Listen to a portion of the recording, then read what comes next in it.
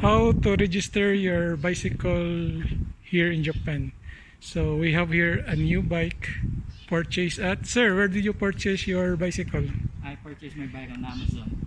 Okay, so our goal for today is that we will register this bicycle that sir bought at Amazon, and we'll try to find a place to register. There are two places where we could register. Number one is the police station.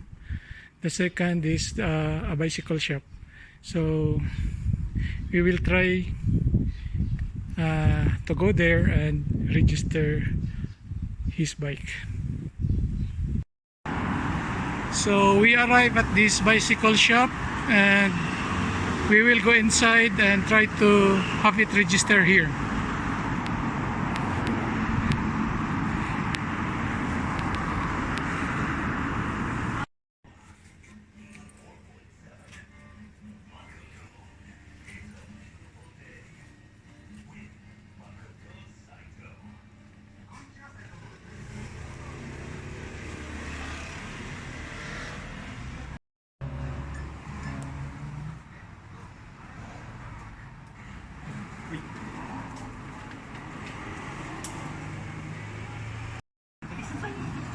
Sabi ko nga sa'yo ang bilis mo.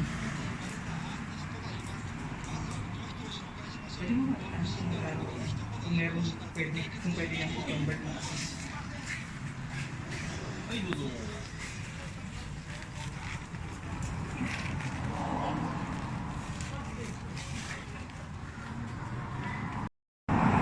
So sir, how was your experience in registering your bicycle?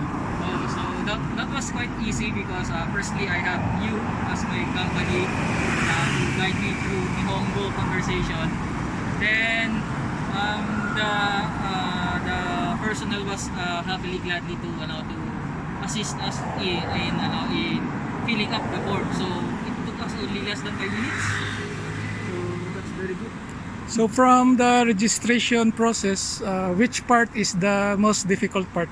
I think there's no difficult part. I think if you are not around, then I think it will be very difficult for me.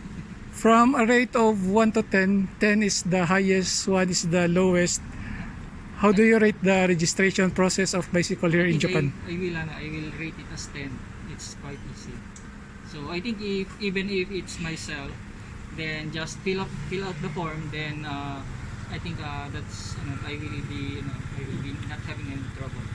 So the registration is quite easy, and I'm surprised that it is not quite easy. Okay, thank you very much sir, and congratulations on registering your new bike. And we registered on this bicycle shop. So what's the Thank you. Bye bye. Don't forget to subscribe and like.